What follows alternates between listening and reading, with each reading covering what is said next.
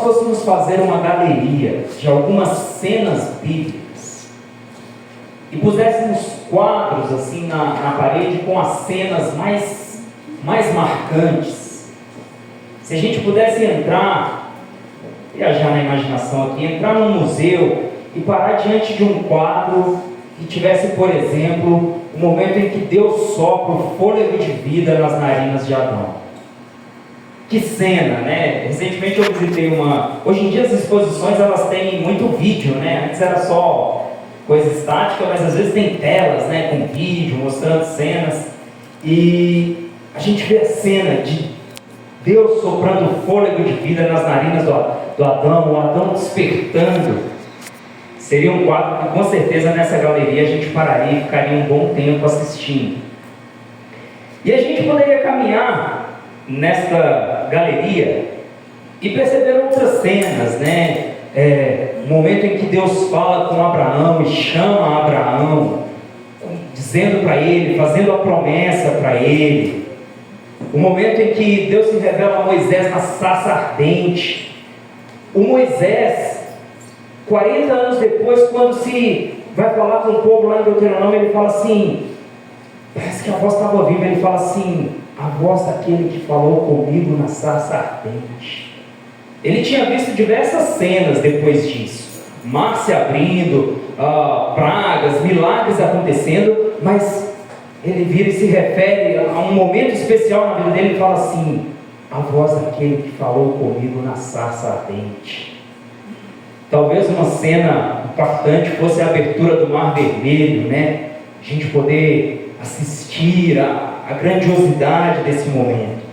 E por aí a gente iria, né? Davi e Golias, aquela batalha, a vibração daquele momento, né? Confronto de Elias com os profetas de Baal, e a gente iria avançando na Bíblia.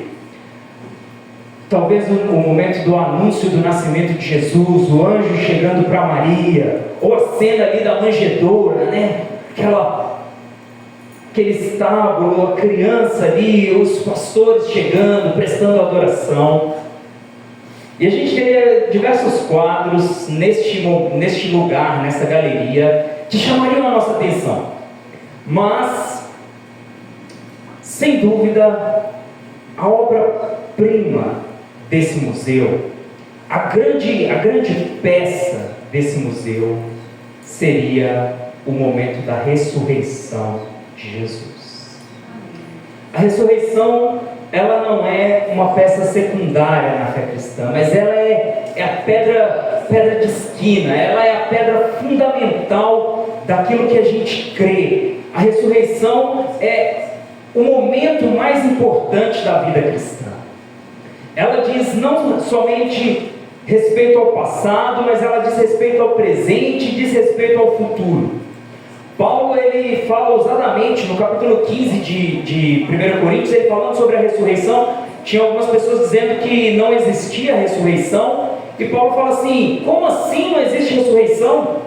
Se não existe ressurreição, Jesus não ressuscitou dos mortos, e se Jesus não ressuscitou dos mortos, a gente ainda está nos pecados e é vã a nossa fé. E aí ele diz, mas ele fala assim, se não existe ressurreição, nós somos os mais miseráveis dos homens. Se nós esperássemos em Cristo somente nesta vida, toda luta que a gente enfrenta, Paulo fala assim, por que eu enfrentei feras na arena, toda adversidade, se não existe a ressurreição, tudo isso perderia o valor e seria esvaziado.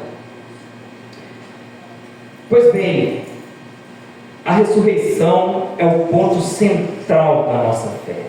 E neste domingo é o domingo onde coincidiu com a Páscoa, né? Coincide com a Páscoa, o domingo da ressurreição, mas a nossa principal celebração é a celebração da ressurreição de Jesus. E esse texto que nós lemos, ele nos conta sobre este momento, sobre o momento em que Jesus aparece ressurreto. E esse texto não está aqui por acaso. O versículo 30 desse mesmo capítulo, João fala que teria muitas coisas que ele poderia escrever a respeito de Jesus, mas foi uma seleção. Deus selecionou aquilo que era importante para que a gente cresce e, crendo, tivéssemos a vida eterna. Então, se esse texto está aqui, é porque ele tem lições para a gente, coisas que Deus quer nos falar. E olhando para esse texto,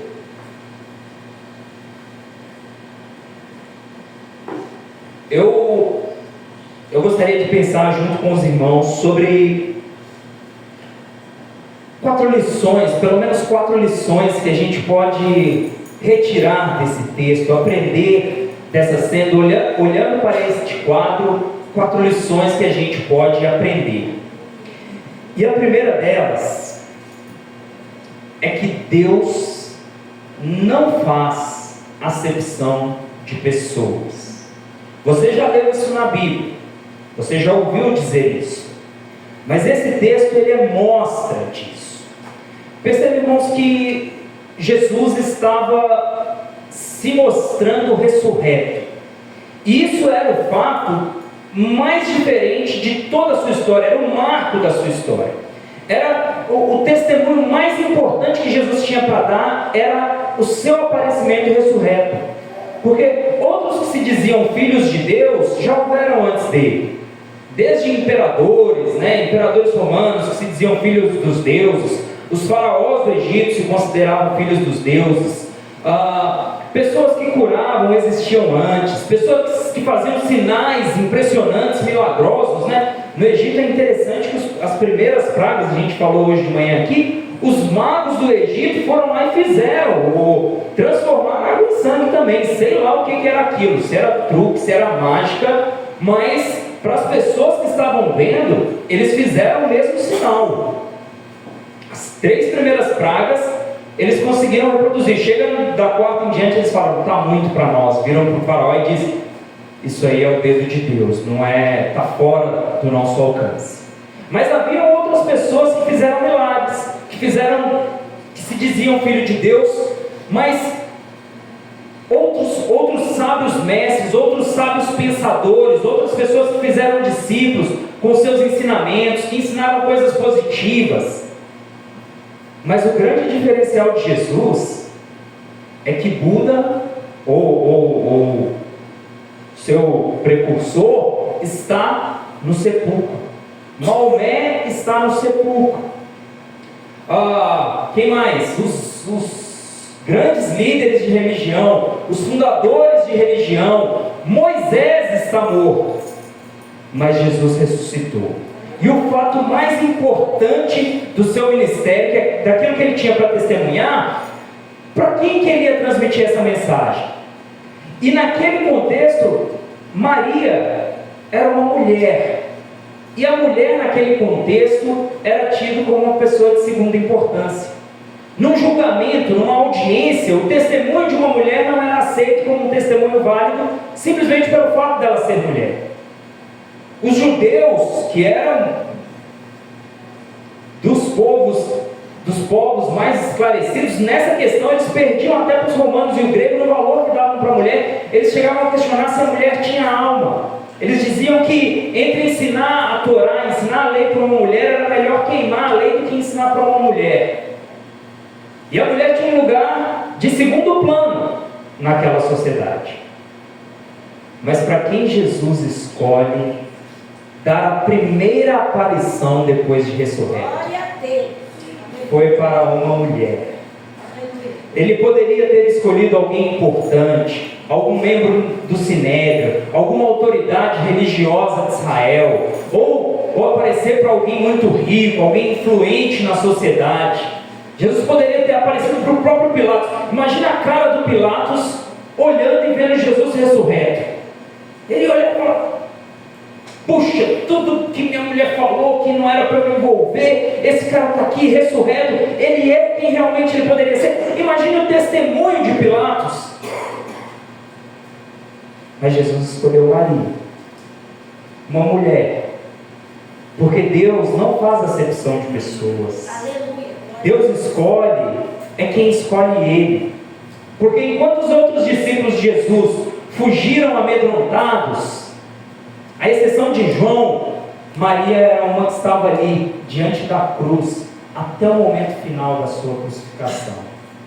Enquanto os discípulos estavam escondidos com medo dos judeus, Maria saiu e foi até o túmulo, à procura de Jesus. Ela falou assim: eu quero ungir, eu quero pegar o corpo, eu quero dar o tratamento funeral para ele. Maria foi em direção a Jesus. Isso fala de que Deus, ele vai em direção de quem vai em direção a ele.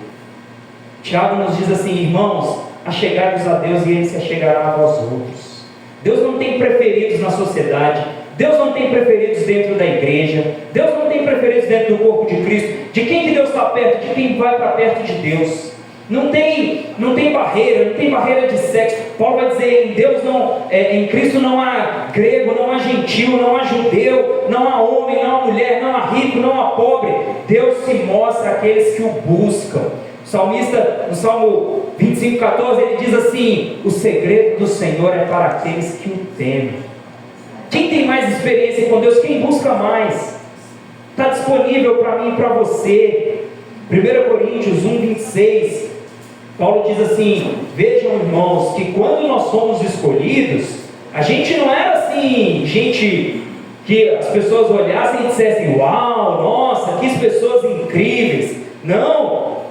1 Coríntios 1:26, ele fala assim: irmãos, pensem no que vocês eram quando foram chamados. Poucos eram sábios segundo os padrões humanos, poucos eram poderosos, poucos eram de nobre nascimento. Mas Deus escolheu o que para o mundo é loucura para envergonhar os sábios. Escolheu o que para o mundo é fraqueza para envergonhar o que é forte. Ele escolheu o que para o mundo é insignificante, desprezado e o que nada é, para reduzir a nada o que é, a fim de que ninguém se vanglorie diante dele. É, porém, por iniciativa dele que vocês estão em Cristo Jesus, o qual se tornou sabedoria de Deus para nós, isto é, justiça, santidade e redenção.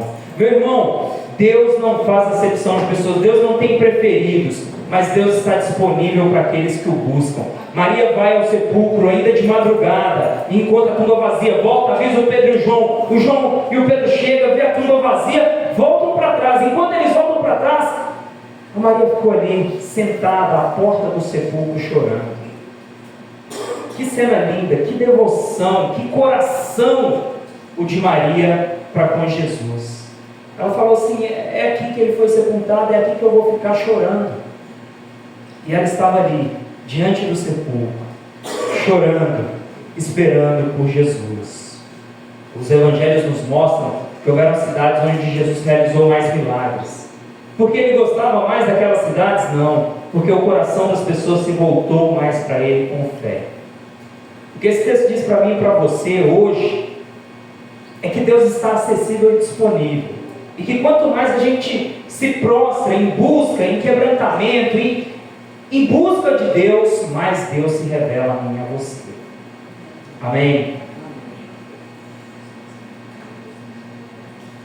A segunda lição que esse texto nos ensina é que nós precisamos estar atualizados com aquilo que Deus está fazendo.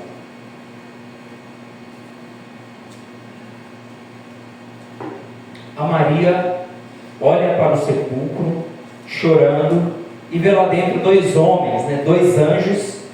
Esses anjos não aparecem com um aspecto de esplendor, como em outras ocasiões na Bíblia, que as pessoas viam e ficavam aterrorizadas, mas eles aparecem com uma fisionomia humana. A Bíblia diz que, falando sobre a hospitalidade, ele diz que muitos, sem saber, hospedaram anjos.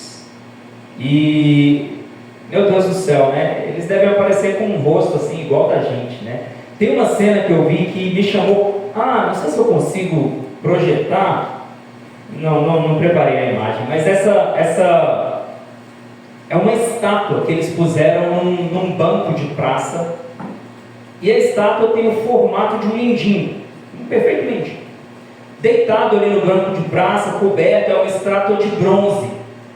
E ela está ali deitada naquele banco, e você passa assim, pode até dar a imagem de um morador de rua.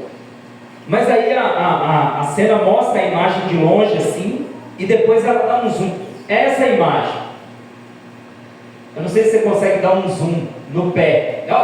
Peraí, cadê? Dá para apagar mais a luz? Não dá para ver, Essa imagem. E aí, Aproxima mais. Dá para aproximar do pé? Vou ver se tem aí na próxima imagem.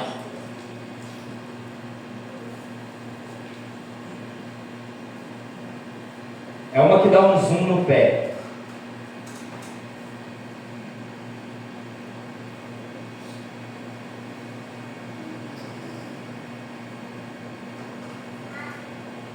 Pois bem, vou descrever.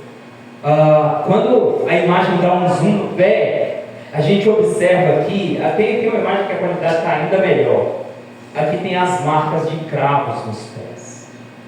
E se a imagem, numa primeira cena, a gente pensa em alguém largado ali, quando a gente vê aquelas marcas nos pés, aquilo a gente fala, meu Deus, com que olhar eu olho para as pessoas que estão ali, né? A palavra de Deus diz que os anjos, eles podem se manifestar com aparência humana.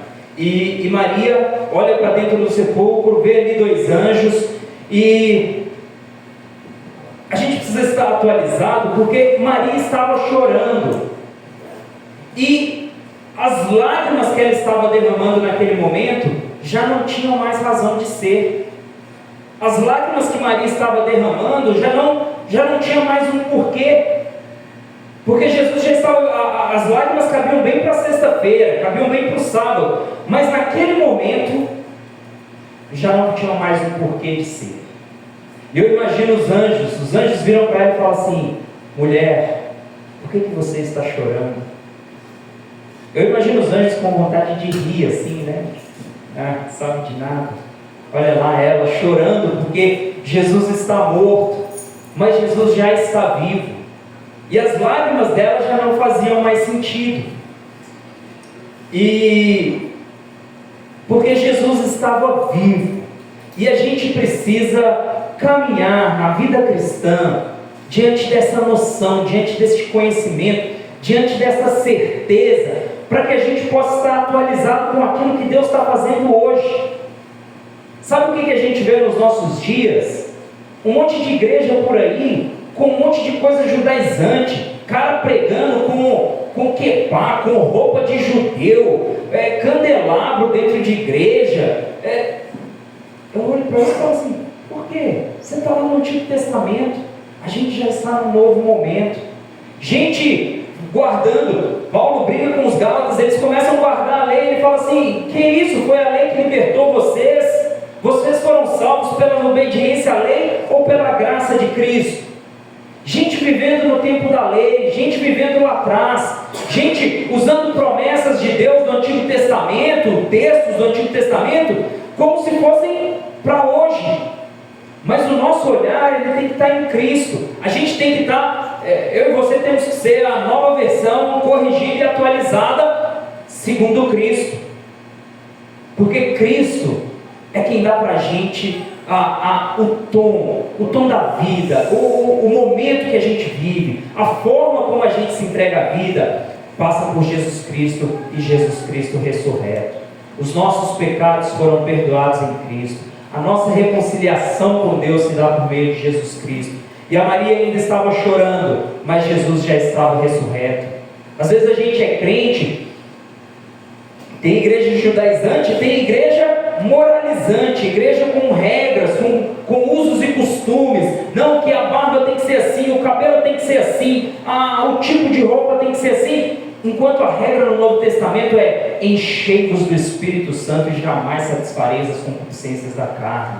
Encha-se do Espírito Santo e o Espírito Santo vai falar no seu coração, está errado isso que você está fazendo. Tem coisa que a Bíblia não diz, tem coisa que não cabe. A gente precisa do Espírito Santo. A regra para o Novo Testamento é você ser cheio do Espírito Santo. Às vezes é no trato com o filho, às vezes é no trato com o esposo. Se a pessoa estiver cheia do Espírito Santo, o Espírito Santo vai falar assim, opa, não gostei do que você fez. E não é um mandamento, não é uma lei exaustiva, taxativa, que diz o que pode e o que não pode. Mas a gente tem que ser cheio do Espírito Santo. Dizer que a gente superou o tempo da lei não é dizer que a gente está sem lei. É dizer que a gente tem o Espírito Santo para dizer para a gente quando a gente está fazendo a coisa errada. Não vos embriagueis com vinho, mas enchei-vos do Espírito. como uma pessoa que é tomada, embriagada do vinho, ela fica controlada por ele. A gente tem que ser cheio do Espírito Santo e controlado por ele, e de maneira nenhuma a gente vai pecar. A gente não precisa de regra, a gente não precisa. Tem igrejas que tem a Bíblia e tem o manual do que pode e do que não pode. O que a gente pode e a gente deve é ser cheio do Espírito Santo. Ele vai dizer para a gente se a roupa da gente estiver inadequada. Ele vai dizer para a gente se o trato com o nosso irmão estiver inadequado, se a forma como eu faço negócios está inadequada. O Espírito Santo é poderoso para falar com a gente. Esse é o tempo do Novo Testamento. E a gente tem que estar atualizado, a gente tem que saber que a gente está cheio do Espírito Santo, e é o Espírito Santo que diz para a gente o que a gente deve fazer. Terceira coisa que me chama a atenção nesse texto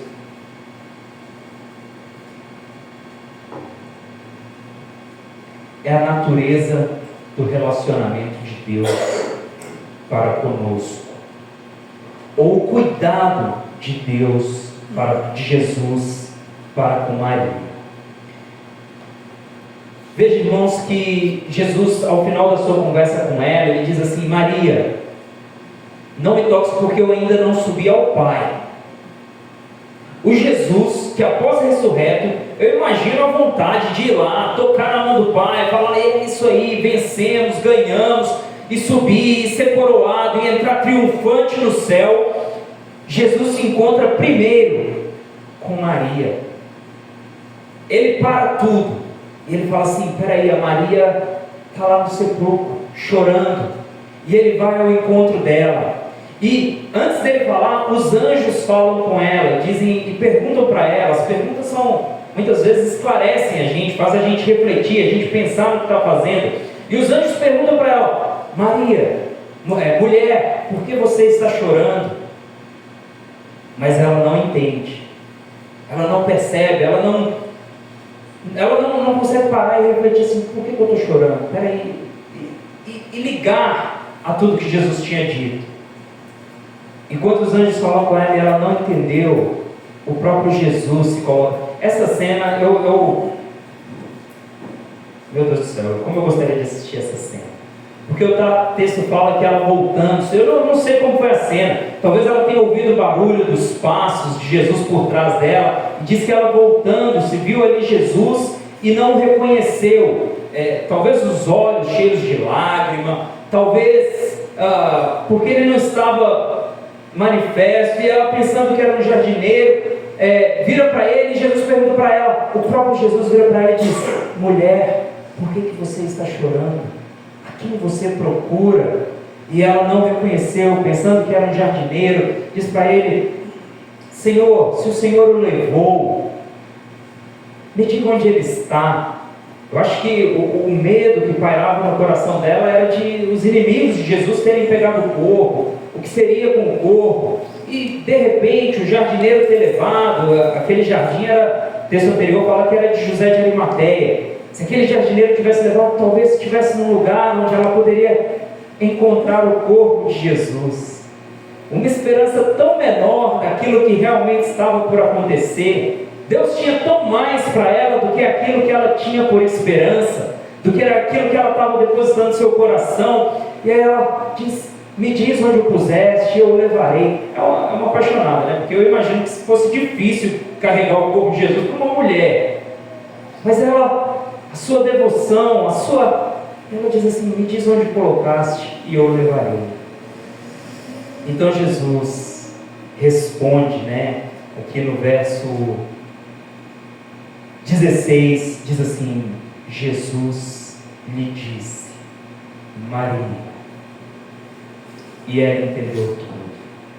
Não precisou explicação, não precisou dizer: olha, eu estou vivo, olha, eu sou o Jesus que você estava procurando, eu não sou o jardineiro. Jesus simplesmente chama ela pelo seu nome, diz: Maria. E ela virando-se, eu imagino que ela se prostra aos pés de Jesus, virando-se e diz: Rabone. A linguagem que eles falavam, o jeito que ele chamava ela, o jeito que ela chamava ele. Esse título aqui de Jesus, Rabone, depois da ressurreição ele é muito pouco usado. Os discípulos começaram a usar a expressão Senhor para se referir a Jesus. E o título Rabone mostra de uma intimidade que ela tinha com ele de antes. E ela vira e diz: Rabone, e se prostra aos pés de Jesus.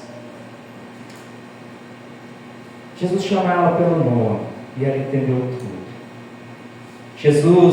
A Maria insiste em Jesus, vai, não acha, volta, avisa os discípulos, chega lá, não está lá ainda. Aí olha lá para dentro do túmulo vazio, chorando. Os anjos falam com ela, diz: levaram o meu Senhor. Aí ela encontra o jardineiro e diz para ele: onde você o puseste? Maria insiste em Jesus, mas Jesus insiste em Maria. Os anjos dizem para ela, a tumba vazia não foi suficiente para ela entender. O versículo anterior fala de João, fala que o João, quando ele entrou no túmulo vazio, ele viu, olhou aquilo ali, o texto diz que ele viu e creu. O João talvez tenha sido o primeiro que percebeu. Ele bateu o olho, falou: entendi o que está acontecendo aqui. Mas a Maria não, ela olha o túmulo vazio, ela não entende. Ela ouve a voz dos anjos, ela não entende. Aí Jesus fala com ela, ela ainda não entendeu. Mas aí Jesus insiste e ele chama ela pelo nome. O relacionamento de Deus comigo e com você é um relacionamento pessoal. A gente não é um número lá no céu. A gente não é um CPF, um código de barra. A gente tem um nome. A palavra de Deus diz que os nossos nomes são escritos no livro da vida. Eu fico imaginando se Jesus se encontrasse com o Severino, provavelmente ele não ia virar e falar assim: Severino Pedro. Ele ia falar: Seva. Se encontrasse com o Érico, não ia falar Érico Davidson, ia falar TT. Porque Jesus sabe o nosso nome. Ele nos trata com individualidade. A salvação, ela se dá de forma pessoal. Jesus conhece a nossa pessoa. E o trabalhar, a caminhada da fé, a nossa caminhada em direção a Jesus, de esclarecimento, de iluminação do nosso entendimento, de entender coisas que a gente antes não entendia, é uma caminhada regada pelo carinho e pelo amor de Jesus por nós. Às vezes a gente fica impaciente com algum irmão que ainda não aprendeu alguma coisa. Às vezes a gente pode olhar com julgamento e dizer assim: nossa, tantos anos de igreja, ainda não aprendeu. Nossa, Maria, você não está vendo que é o próprio Jesus falando com você e você não entendeu nada? Mas Jesus não repreende. Jesus manifesta o seu amor, o seu carinho por Maria, e chama ela pelo nome. Que cena, né? Eu lembro da música do Diante do Trono, né? A Vitória da Cruz, aquela cena assim. Aquela música é ótima também, né? Descreve essa cena como uma poesia muito, muito fiel ao texto, né? Ele diz assim, fala assim: ela reconheceu a voz do Mestre, Rabone, o meu Jesus ressuscitou. A nossa caminhada com Jesus é uma caminhada que Ele conhece o nosso nome. Ele olha para cada um de nós, sabendo quem a gente é. O segredo do Senhor é para aqueles que o temem. Mas a palavra de Deus diz também que o Senhor conhece aqueles que são seus. O Senhor conhece o meu e o seu nome. E por último,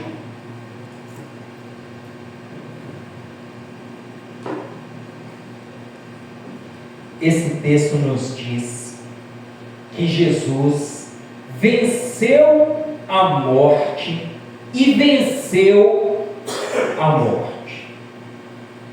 Perceba que Jesus não simplesmente ressuscitou. Outras pessoas antes de Jesus tornaram a viver.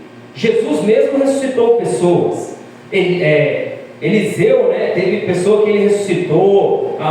O filho da viúva de Serepta tornou a viver. Mas essas pessoas tornaram a vida na mesma qualidade de vida que elas tinham antes, destinadas a morrer de novo. O filho da viúva de Naim, um dia ele veio a falecer de novo. O Lázaro ressuscitou da morte, mas um dia ele faleceria de novo.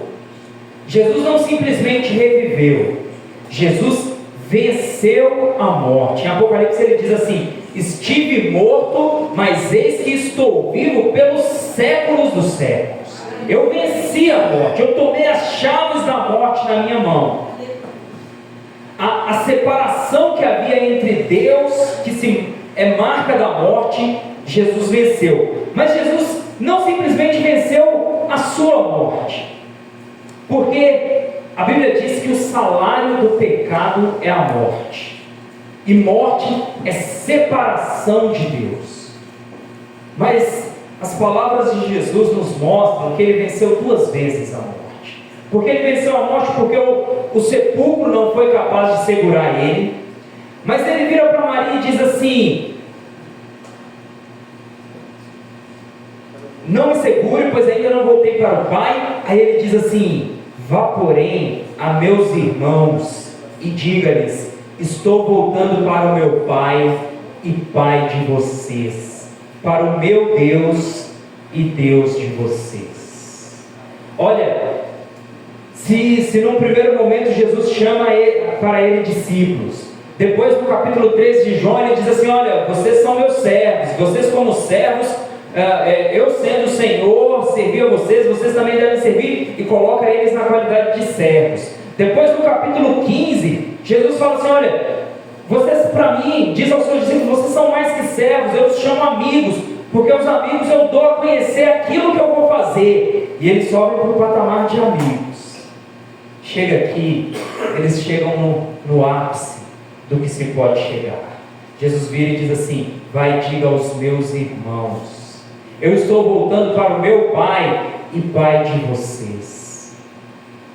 A gente poderia achar que Jesus, ele ia chegar aqui. O que aconteceu aqui nas vésperas foi que Jesus foi crucificado e os discípulos todos dispersaram, os discípulos abandonaram, os discípulos com medo, os discípulos fugiram, os discípulos, Pedro nega Jesus e diz assim: não conheço esse homem. E aí Jesus poderia virar para Maria e dizer assim: Maria, vai lá e diz para aqueles cretinos, diz para aqueles traidores, para aqueles fujões, para aqueles covardes, diz para eles que eu estou vivo de novo. Eles se envergonharam de mim, mas eu estou vivo de novo. Diz para aqueles...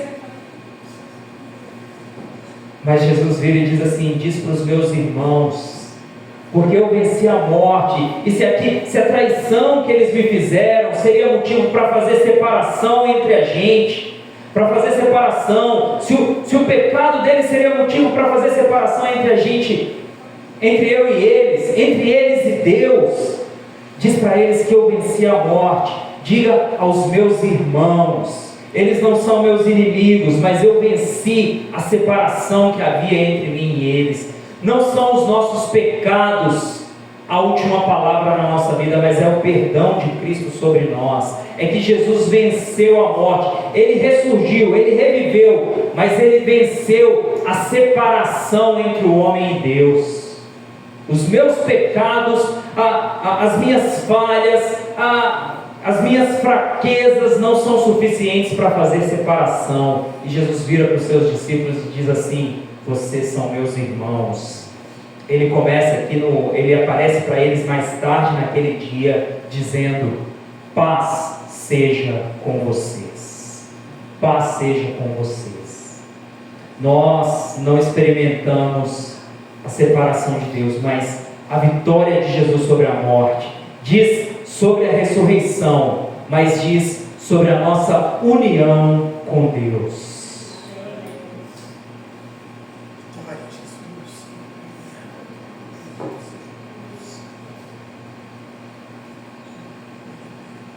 Jesus venceu a morte, e Jesus diz para a gente: paz seja com vocês, assim como o Pai me enviou, eu envio a vocês. Aqui tem uma cena muito bonita, porque ela diz que os discípulos estavam com medo, e eles estavam trancados dentro de casa. Eles fecharam a porta, puseram tranca, porque eles estavam com medo dos judeus.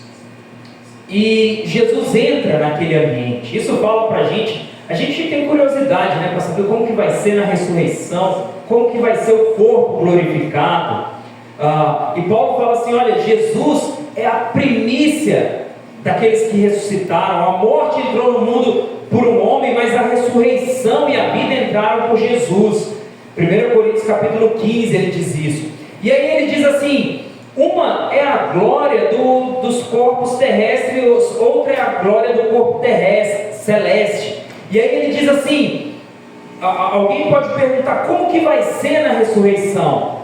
E aí ele usa uma metáfora que esclarece muita coisa para a gente. Ele fala assim, irmãos, ele usa a metáfora da semeadura. Ele diz assim, uma coisa é a semente que é semeada, e outra é a árvore quando ela cresce e floresce. Mas essa parábola ela diz para a gente primeiro de continuidade, porque não vai morrer o Nigel e ressuscitar o João, não vai morrer o João e ressuscitar o Pedro. Nós seremos quem a gente é hoje, não é outra pessoa. Tem ideias e religiões que acham que quando a gente morrer, a gente é como uma gota que cai no oceano. A gota que cai no oceano deixou de ser gota. A gente vai ser quem a gente é. Na árvore está algo da semente. Na árvore tem uma ligação de continuidade direta entre a semente e a árvore. Mas também tem uma diferença imensa entre uma semente e uma árvore. Quando a gente olha para a semente é uma coisa, quando a gente vê a árvore é outra coisa. Isso fala sobre aquilo que vai acontecer em nós, sobre o poder da ressurreição. A ressurreição é a maior das vitórias, porque é uma vitória garantida a nós. E eu encerro, eu acho interessante uma comparação feita por um irmão nosso, chamado C.S. Lewis, né, teólogo, um dos maiores teólogos do século XX. E ele falando sobre a ressurreição, ele fala assim, ele comenta esse texto que Jesus atravessa a parede. Ele fala assim, às vezes a gente tem uma ideia de que a vida depois da morte é uma coisa mais de alma, mais de fantasminha, a gente vai ser mais fumacinha. Mas ele olha e fala assim, não, eu acho que a realidade na ressurreição, ela é mais densa, ela é mais concreta do que a nossa realidade aqui. Às vezes a gente acha que Jesus atravessou a parede porque ele era Gasparzinho, né? A imagem que a gente tem, como se ele fosse uma fumacinha. Mas o C.S. Lewis ele fala assim, eu penso justamente o contrário. Jesus atravessa a parede não é porque a parede é concreta e ele é fumacinha, é porque ele é mais denso que a parede, ele é mais concreto, ele é mais real que a parede. A parede, a nossa realidade, o mundo que a gente vive, que é como fumaça para Jesus. Jesus ultrapassa a parede porque essa realidade aqui, que é mais, a expressão que ele usa é rarefeita, de forma que na ressurreição as coisas são mais densas. Jesus é quem atravessa a parede, não é a parede que atravessa Jesus. A fumaça não atravessa a parede, mas aquilo que é denso atravessa a fumaça, porque a realidade da ressurreição é uma glória indizível. É algo que nos está preparado, que olho não viu, ouvido não ouviu, e tudo que a gente vive hoje, que a gente tem por mais concreto, por mais real, não pode ser comparado com a glória que em nós vai ser revelada. Esta é a ressurreição de Jesus. Jesus é aquele que ressurreto vem ao nosso encontro, mas porque um dia ele vai nos ressuscitar. Paulo diz assim, nós ressuscitaremos com ele. A morte não terá a última palavra, a morte não terá vitória, mas nós não vamos simplesmente reviver. Nós não acreditamos em reencarnação, nós não vamos voltar para o mesmo estado que a gente está hoje, mas a gente vai receber um corpo glorificado, a gente vai participar de uma realidade espiritual garantida por Cristo, na cruz e na ressurreição. Amém? Amém. Aleluia. Amém. Quero orar neste momento. Senhor Deus, nós te agradecemos pelo teu sacrifício, pela dor que o Senhor enfrentou, por tudo que o Senhor suportou, Deus, naquela rude cruz. mas te agradecemos porque o Senhor ressuscitou e o Senhor nos garante vitória. O Senhor é quem nos chama, ó Deus, para experimentar o poder que já atua em nós, ó Deus, e que por fim vivificará os nossos corpos. Nós te louvamos, nós te agradecemos. Pedimos, Senhor, que como igreja, cada vez nós possamos ter mais certeza, caminhar à luz da ressurreição, caminhar à luz da vitória que já nos foi garantida. Dá-nos, Senhor, ousadia. Dá-nos ousadia no testemunhar, no falar do Senhor ao mundo. Nós te pedimos em nome de Jesus. Amém. Amém. Quero chamar aqui o irmão Severino para nos despedir com a bênção. Amém. Os avisos. Amém. Amém. Eu quero dar... É serva, né? Amém. Eu quero dar um aviso. O primeiro é em relação ao café da manhã na escola bíblica, irmãos. Quando essa almaiada não aprender a fazer café, a gente vai ficar refém das irmãs. E são elas que trazem o café.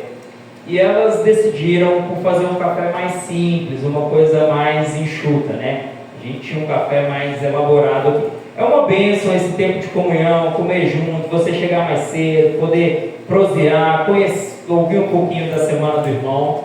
Mas por hora, até Deus tocar no coração dos homens, ou delas, não sei, a gente vai ficar com um café mais simples. A gente está avisando para o próximo domingo, hoje ainda teve, para você tomar o café em casa. Vai ter um cafezinho simples aqui, cafezinho pretinho, entre a EBD e o culto, mas aquele café que tinha antes, por hora, a gente não vai ter.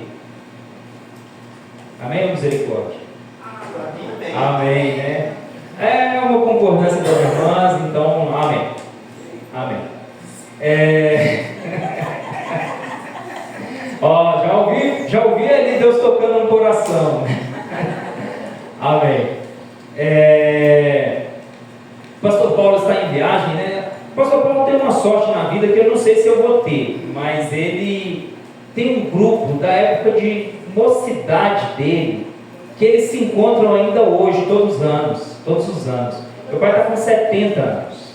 E eles eram um grupo firme na igreja, ativo e vibrante, visitava o presídio e fazia evangelismo de rua. E uma safra boa, assim.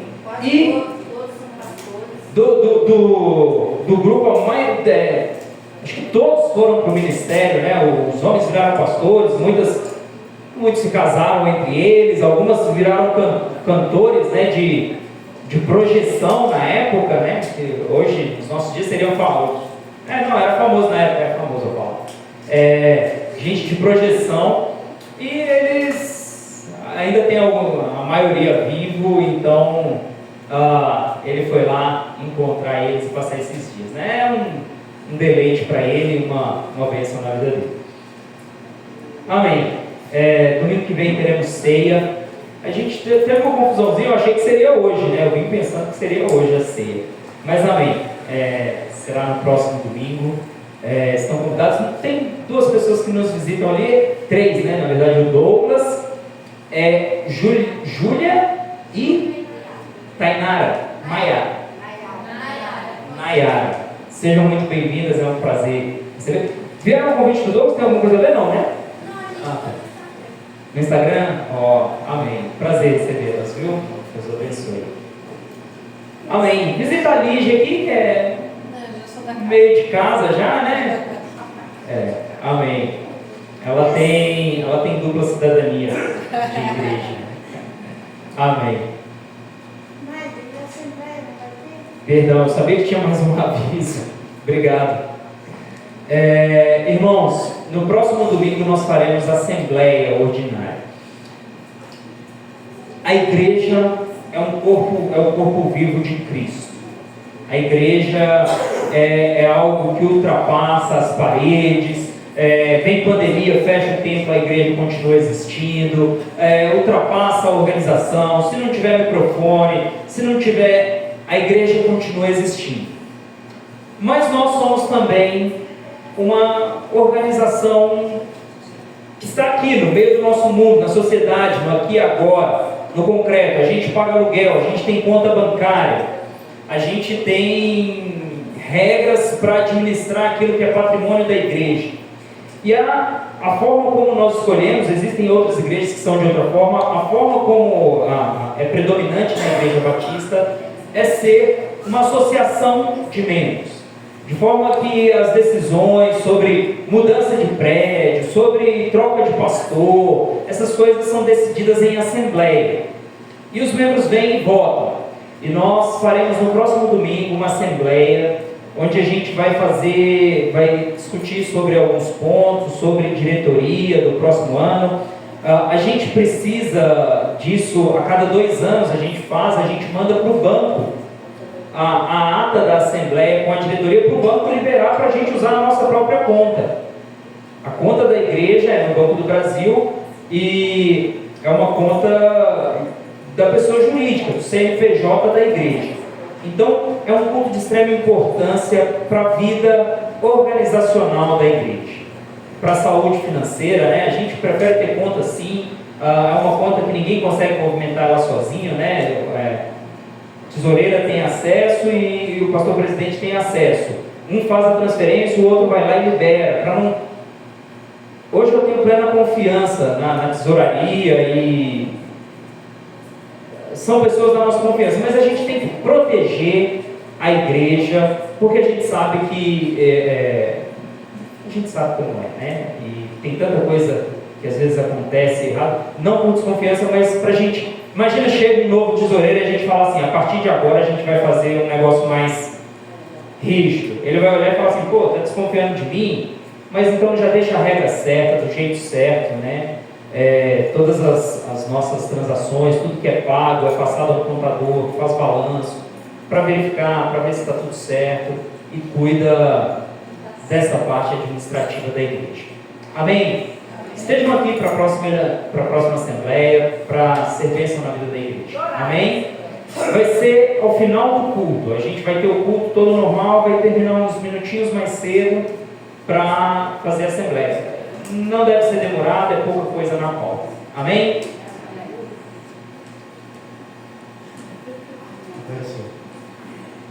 Paz, irmãos. Mais cedo hoje, né? Por isso esses comentários todos, né? Gostei da organização da igreja, pastor? Não é bagunçado não, né? Não é só o pastor que manda o dinheiro aqui. A igreja toda faz parte. Glória a Deus. Todos estão felizes aqui, irmãos, hoje? Amém. Um amém meio xoxo. Estamos felizes ou não estamos? Amém. Melhorou um pouquinho. Vamos almoçar agora, né? Estenda as suas mãos. Sejam abençoados pelo Senhor.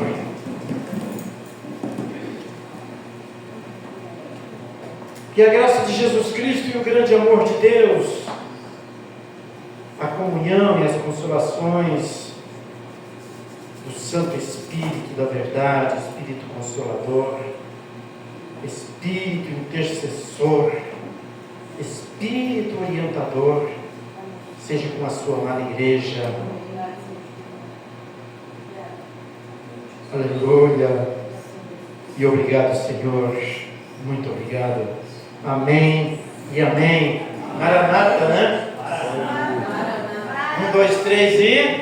Maranata, ora vem, Senhor Jesus. Todo língua toda.